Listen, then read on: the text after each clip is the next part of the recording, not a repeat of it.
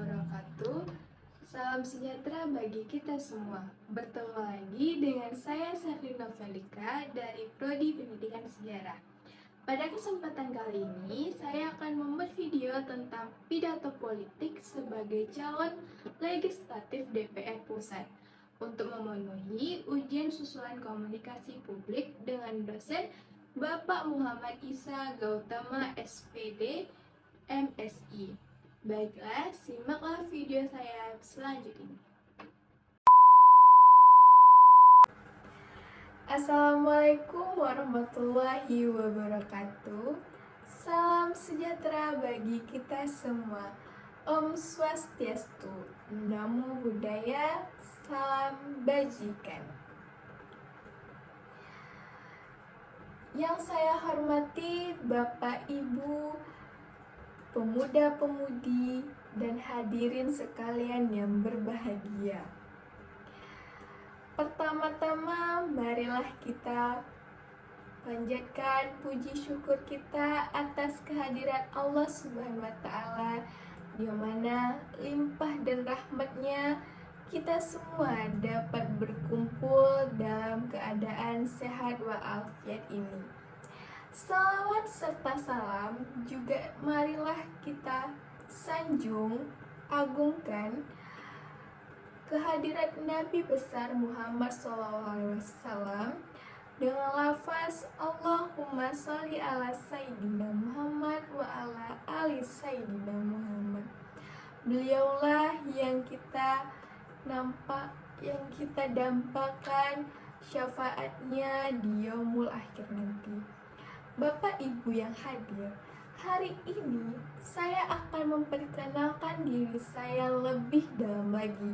Saya juga akan memberikan uraian program, komitmen, dan hal-hal yang saya lakukan ketika saya diterima nantinya.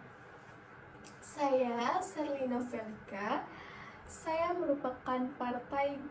merupakan dari partai PDI. Saya anak kedua dari 3 saudara. Saya dilahirkan dari keluarga yang sederhana, dan saya mempunyai orang tua yang sangat mendukung, support saya untuk melakukan kegiatan yang saya sukai. Bapak Ibu yang terhormat, saya datang dan terpanggil untuk menyalek karena saya ingin menjadi yang terdepan. Kenapa saya ingin menjadi yang terdepan? Jawabannya sangat sederhana, Bapak Ibu semua. Sejak saya berdiri di belakang, saya melihat ada banyak hal yang harus saya ubah. Mulai dari sistem kurang berpihak pada situasi, kemiskinan yang harus dihilangkan, pendidikan, lingkungan alam, dan tata pemerintahan, pengelolaan fasilitas, dan masih banyak lagi yang harus ditingkatkan. Itulah mengapa saya merasa terpanggil untuk nyalek di sini. Dan juga saya bekerja sama dengan tim saya untuk memenuhi keinginan masyarakat, karena yang paling utama itu adalah keinginan kedamaian masyarakat. Masyarakat merasa damai, kami tentunya merasa sangat senang. Bapak Ibu, seperti yang kita lihat, negara kita ini negara tropis. Tanahnya subur, cuacanya mendukung untuk pertanian. Tapi kenapa masih banyak petani yang masih miskin? Penyebabnya adalah distribusi pasar yang terlalu panjang. Selain itu, ada juga kualitas produknya yang juga kurang baik. Ada juga sikap abai dari pemerintah yang tidak mengurusi dua masalah tersebut, sehingga masalahnya semakin membesar. Negara kita ini juga negara maritim yang luas, laut sangat lebar, tapi banyak wilayah yang masih penyebabnya? Terkadang hasil tangkapan tak banyak karena kendala alat. Harga jual juga malah belum berpihak kepada nelayan. Nelayan harus diberi alat, dilatih, dan diberi kepastian harganya. Di sini juga saya membahas masalah pendidikan di Indonesia. Kita sering menang olimpiade. Kita punya banyak sekolah internasional. Tapi kita juga banyak sekolah yang tidak bertembok layak. Artinya ada banyak kesenjangan dalam hal pendidikan. Pendidikan adalah bagian terpenting dalam kehidupan berbangsa dan bernegara. Tanpa pendidikan, masyarakat kita dapat melanjutkan kehidupan bernegara, terlebih mempertahankan martabat bangsa di masa internasional. Sebuah bangsa dapat dikatakan maju apabila pendidikan di negara tersebut maju dan dapat mengelola sumber daya manusia dan sumber daya alam dengan baik untuk kesejahteraan warganya. Untuk itu, berbagai upaya telah dilakukan bersama oleh berbagai pihak demi memajukan pendidikan Indonesia. Namun demikian, membekali generasi masa depan dengan iptek saja tidaklah memadai guna melanjutkan bahkan memajukan kehidupan bangsa.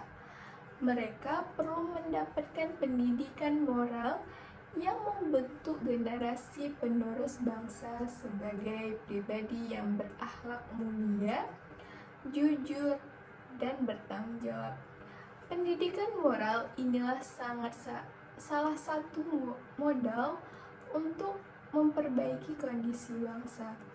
Bapak Ibu beserta teman-teman sekaliannya, kita tentu menyadari bahwa keterpurukan suatu bangsa dapat disebabkan oleh rusaknya moral warganya. Bisa jadi rusak moralnya disebabkan oleh warga itu sendiri yang tidak dapat mengontrol diri dengan keimanan dan ketakwaan kepada Sang Pencipta. Selain itu, rusaknya etika juga bisa karena terlalu terkena dengan tayangan televisi ataupun hiburan-hiburan yang kurang mendidik. Fakta menunjukkan bahwa generasi penerus bangsa membutuhkan pembinaan moral terutama dari keluarga dan pihak sekolah. Hal itu tercermin dari berita yang mengungkap bahwa warung internet di kota-kota besar sebagian besar dikunjungi oleh para pelajar dan mahasiswa, termasuk anak-anak sekolah dasar dan menengah pertama.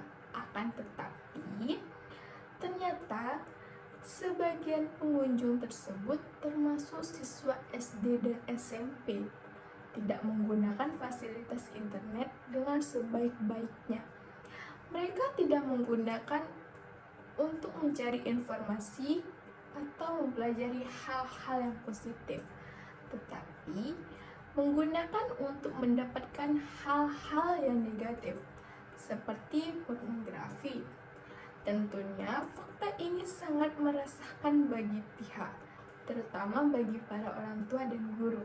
Sedangkan fakta tentang runtuhnya etika kejujuran yang dikhawatirkan akan terus berkelanjut sudah menjadi berita yang tak asing lagi didengar, seperti korupsi, penyuapan, hilangnya supremasi hukum, dan sebagainya. Oleh karena itu, sudah menjadi kewajiban bagi kita, terutama bagi orang tua dan pendidik, karena untuk memperhatikan pendidikan generasi muda, dan generasi masa depan bangsa tidak hanya pendidikan umum saja, tetapi yang lebih penting pendidikan moral dan pembinaan keimanan dan ketakwaan kepada Sang Pencipta, agar generasi penerus bangsa berkepribadian luhur dan memiliki idealisme tinggi. Dengan demikian, kemajuan dan kesejahteraan bangsa diharapkan dapat segera terwujud. Sekian yang bisa saya sampaikan untuk pidato saya kali ini. Jika ada kesalahan, saya mohon maaf. Saya akhiri. Assalamualaikum warahmatullahi wabarakatuh. Baiklah warga sekalian, jangan lupa memilih angka nomor 2 sesuai dengan kelahiran saya. Angka nomor 2 dan 2 jari yang harus kita goyangkan. Semoga semua mendapatkan apa yang diinginkannya. Sekian.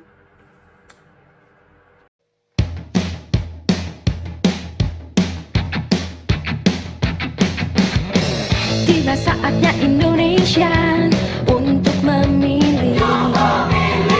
Bersama datang ke TPS, salurkan aspirasi.